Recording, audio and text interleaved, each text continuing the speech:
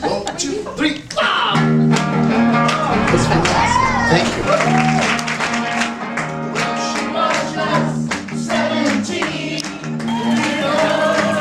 Mitch was awesome. Mitch Weissman, he's so good. It's how many writers? A lot of writers. Well.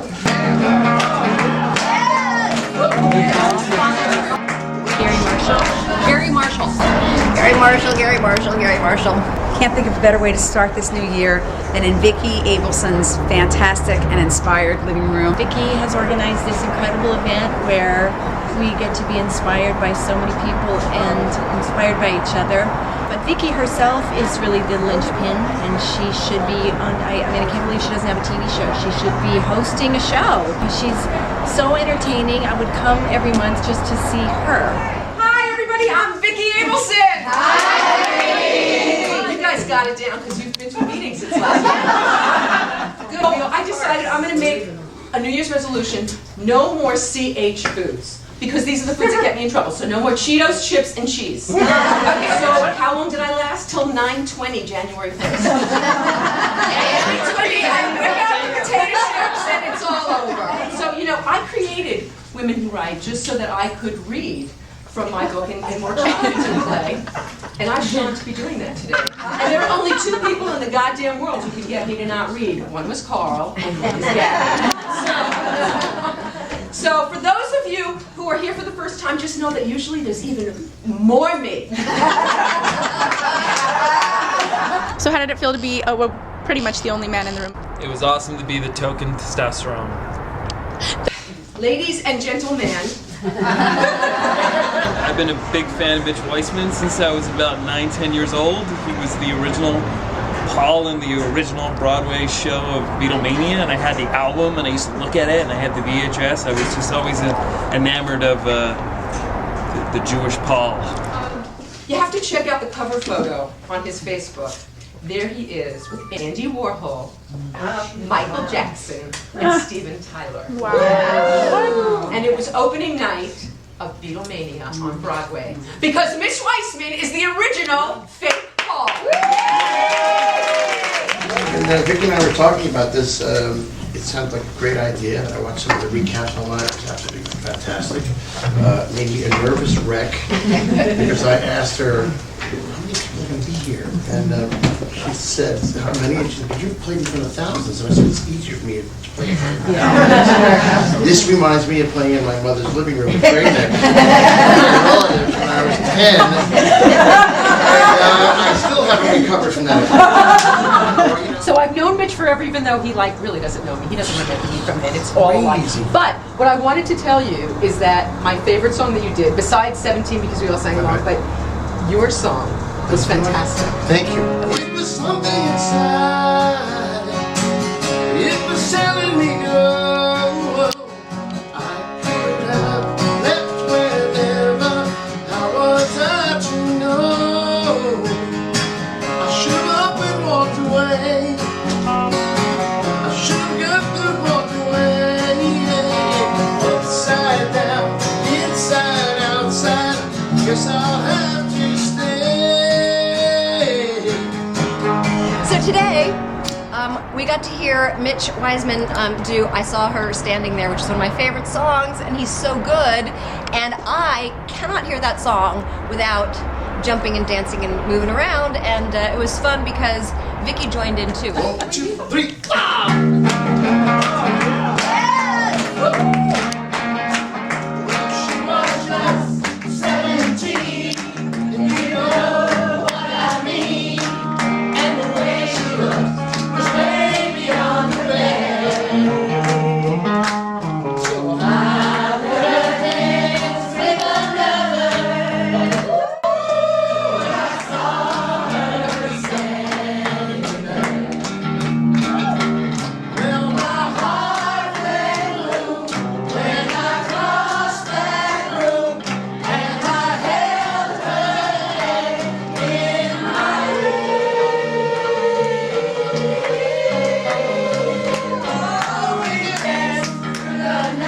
So fun to actually hear a real song and have other people join me dancing. It was great. It was so much fun. I'd just like to say that this was probably one of the most fun experiences I've had in a long, long time. Got me over my fear of playing in the living rooms.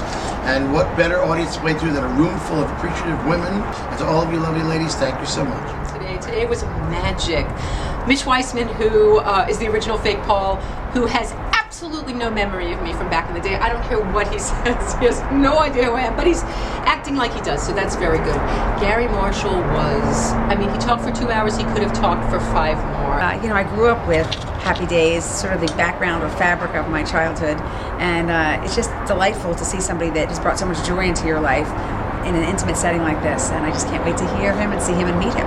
Looking forward to it. I was reflecting on his body of work, everybody from Fonzie to Mork and Mindy and beyond, and thinking somehow he puts his characters in these zany situations, but you still really relate to them and love them for all of their individual idiosyncrasies. Okay, there are few perfect things in this world, right? There are few perfect things.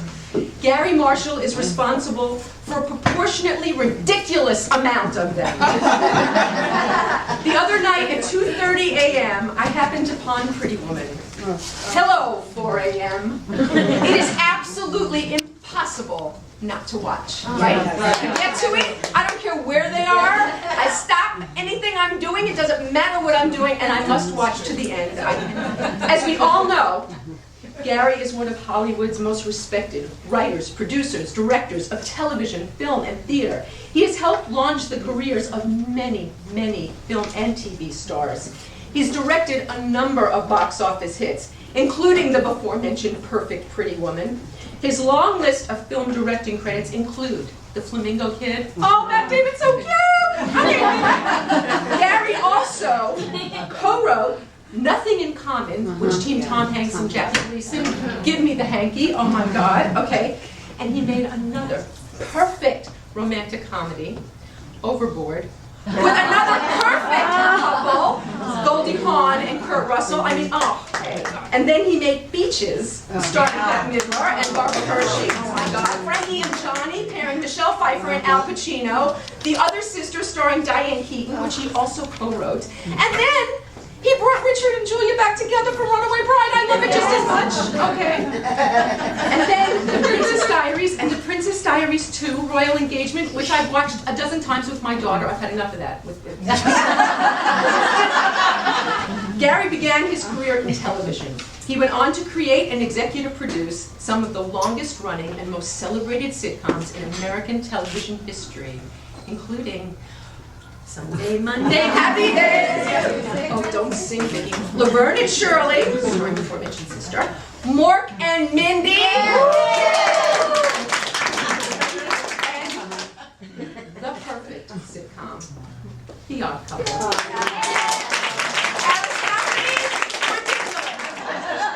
It is my honor, my privilege, and my breathless thrill to present Garry Marshall.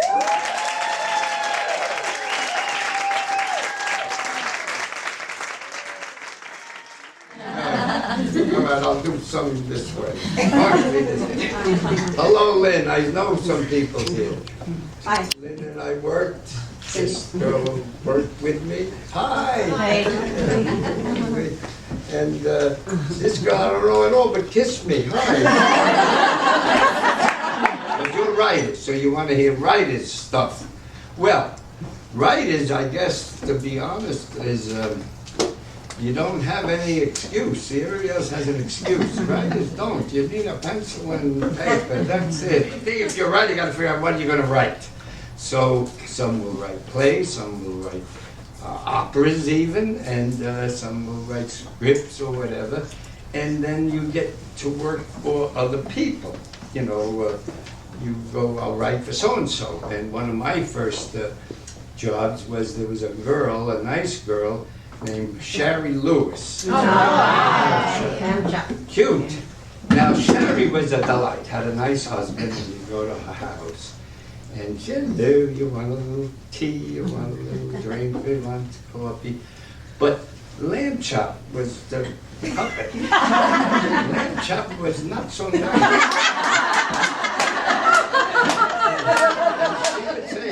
and Levinson said, those last 2 pages were terrible.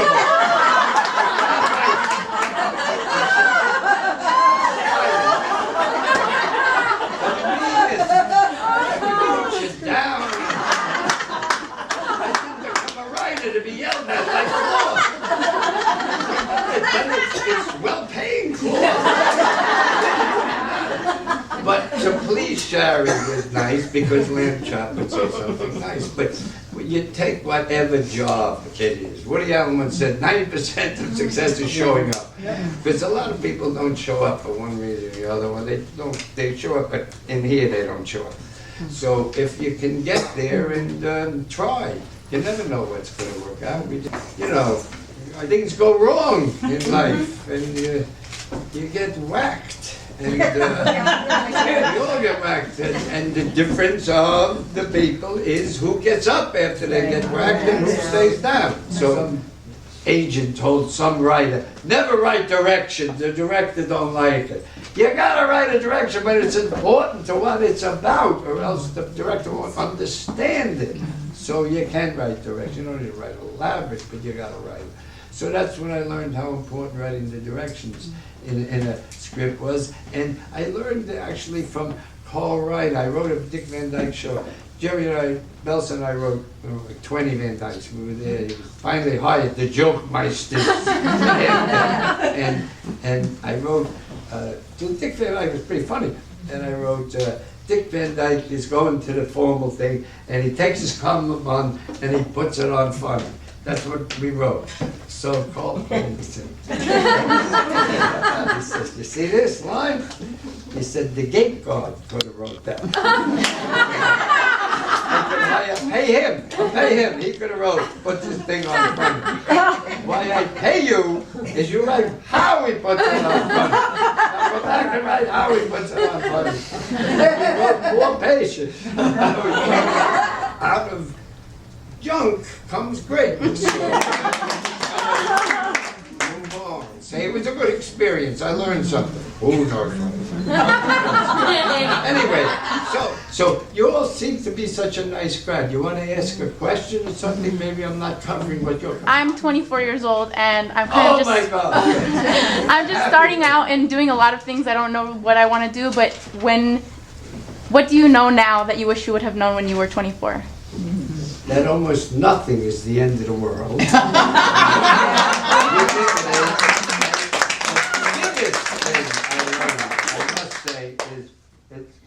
It sounds like a lie, but you cannot literally die of embarrassment. There's no record, nothing. No one died. It feels like you're dying. And you think you're going to die. But so don't be afraid to do something or show something. You won't die of embarrassment.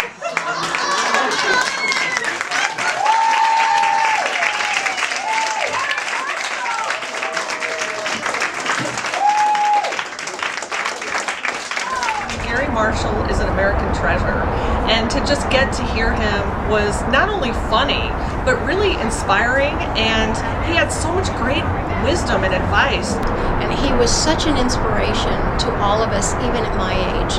I have to tell you, it was so inspiring for me because I've been hitting this place in my writing and what I'm doing in my life, and he just gave me exactly what I needed today. Well, and there were a lot of women at this event, and they were all creative, and they were all writers, and that's what I do like to speak to writers, because I like to try and inspire them. I know how many times I almost quit writing, but I came back, so I hope I got a lot to write and some to finish. Finishing is harder than writing, actually. Life-changing, because he said some things that make us as writers want to get back out there and write some more. He told me to keep on writing. So, Garry, I'm going to do it.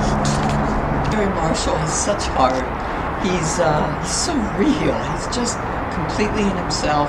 And I had a great time with Vicki, and I thought she did good. And so we're friends now. To put a group together like this is very inspiring in itself. I really do not know how we top this. I don't know where we can possibly go. Where can we possibly possibly go from here? I can't even imagine who I'm going to have to get. I'm going to have to get Obama. I'm going to have to get God. I'm going to have to get God to come down and be here to be better than today. Today was magic. If you're an artist, you come here and recharge your muse. I just think this is like the greatest thing since sliced cheese. So I hope that it continues to grow and develop, and we get to do Women Who Write all over the country. And if you like me, my name is Garry Marshall. And if you didn't so much, my name is Carl Reiner.